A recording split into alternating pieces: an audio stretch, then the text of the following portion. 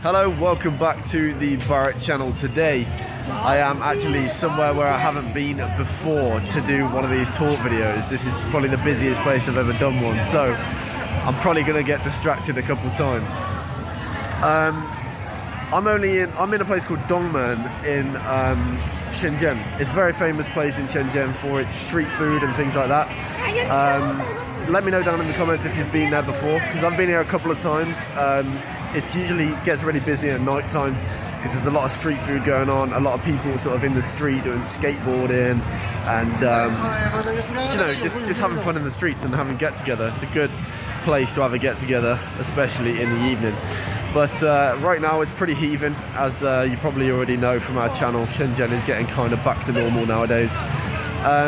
This video, I'm just gonna sort of get straight into it. So 2 months ago, what was being said around the world?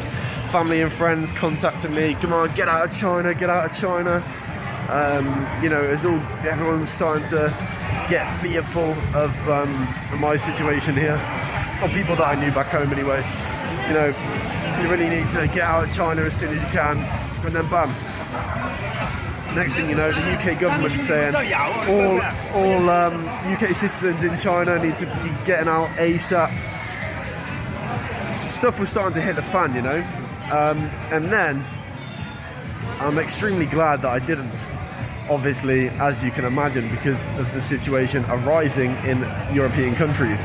I just think the irony is pretty mad, thinking about how the UK was saying to leave China, and then seeing how the authorities have dealt with it here compared to how they've dealt with it there. It's just like, if I'd have gone back, I'd have been furious with the government, absolutely furious. But anyway, that's besides the point. So again, 2 months ago, you had all foreigners trying to leave China. Some stayed as well. Some sort of thought that staying put was the best decision too, including me and my dad both thought that. There were even Chinese students that were trying to get out of China to go back to their universities abroad. A lot of them were, because there was country quarantine restrictions, a lot of them were even going through a second country to be able to avoid that, just to get back to their universities. So then what do? You fast forward 2 months, and then it's a first in, first out sort of thing, You fast forward 2 months and you start seeing that China is fully getting back to normal. Pretty much everything's opened up now. About 90% of things are open. The only things that aren't are things like cinemas, bars and clubs and all the things where a lot of people are getting together. But everything, like all the restaurants are open, all the shops are open. People are in high spirits. I didn't really see the spirits drop that much, even when it was in full sort of circulation. I think the Chinese culture is very much just, it's very much just get your head down, get on with what you got to do, and not much has changed. I haven't really I've heard of a couple of friends back home saying, oh yeah, you can really feel like the atmosphere at home now is a bit dampened. Not as many people are out. People are everyone's walking around a little bit worried and stuff. Here, I've not really seen that at all. It's just been, the citizens take the government's advice, trying to stay indoors as much as they can. But I've not really seen anyone complaining about it. Obviously, I don't speak the language fluently, so, there might be a bit of it going on without me realising. You may have heard as well, in foreign countries, in the Western world, etc.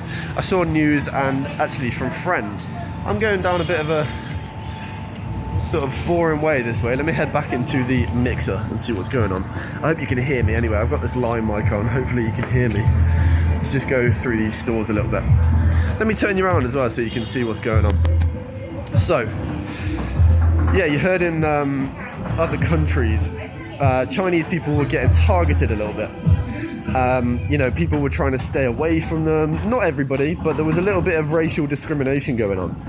And now, I can't say that I've actually been a victim myself of racial discrimination at all, but you'd think in people's heads it's totally the opposite now, because in China they're totally paranoid of foreigners bringing it back in, because the authorities and the citizens have worked so hard to get rid of it now the biggest risk is actually foreigners bringing it back in, and most of the cases are seen as, like I just said, foreigners bringing it back in. So tables have turned, and I now feel like really lucky to be inside China rather than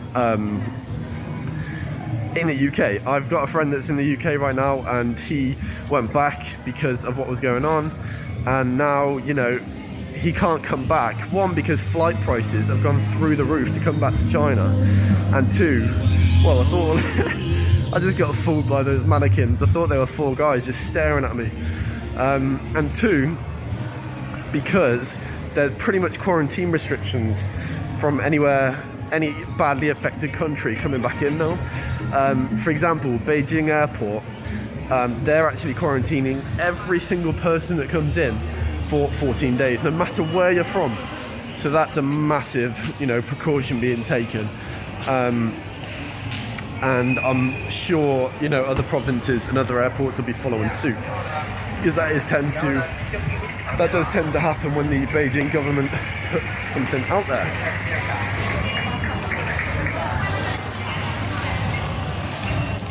I'm a little bit concerned, well, me and my dad are both a little bit concerned about Shanghai, because as you know, I've mentioned a few times now, we are visiting there very soon.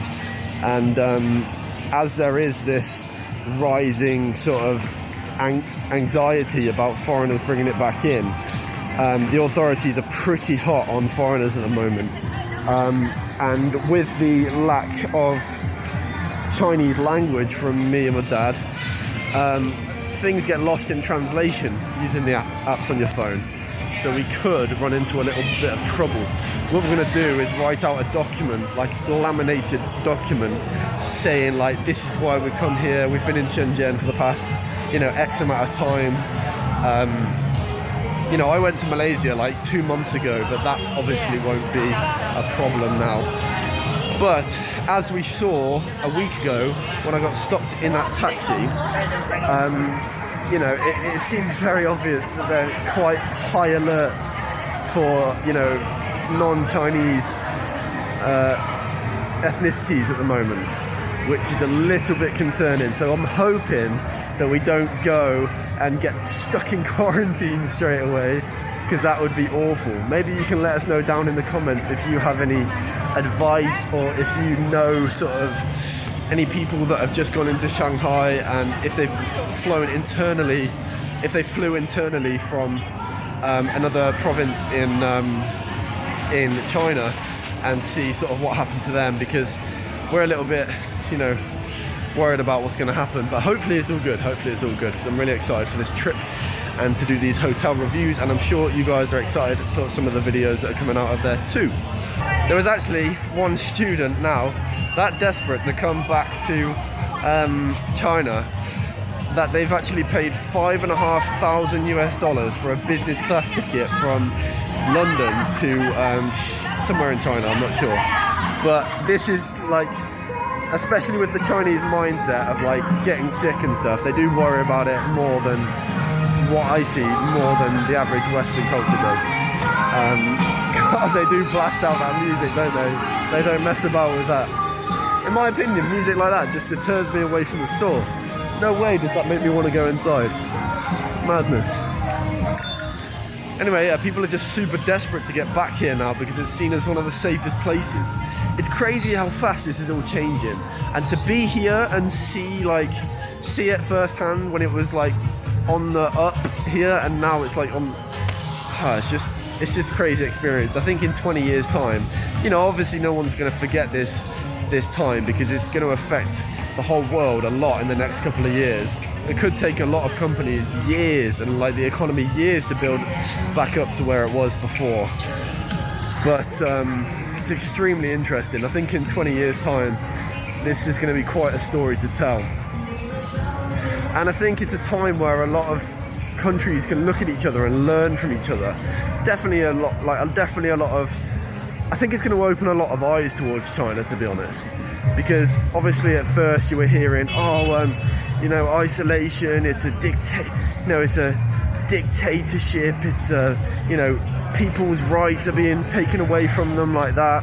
And then now, bam, you know, unprecedented measures for Europe and the US, like cancelling flights from different places, quarantining people, and the titles for the news, the news headlines for those lockdowns is a little bit different, as you probably already know. Anyway, I'm very good at this blabbing on about random stuff, and I feel like I flip between different conversations very fast without context, so I'm sorry. I hope this was possible for you to follow, and you got a nice look at Dongmen Market anyway. This is a time where I don't want people to be going, haha, you know, I'm sure you're not anyway, but I don't want people to be taking sides and going, haha, you know, we did things right, you're not. This is a time where it needs to be a global effort to better things at the moment and to get through this terrible situation. Yeah, it's let's hope it can sort of improve as fast as possible. Anyway, that's going to wrap this up. That is going to be the end of this video. I hope you did like me blabbing away. Please leave a like on this video if you did, as well as subscribing if you haven't already. A lot of people are still getting unsubscribed, so make sure you subscribe 2, 3, 4 times if you have to. The social links are down below to Twitter and Instagram. We're very active on there at the moment, and we will see you in the next one. As always, take care. Bye bye for now.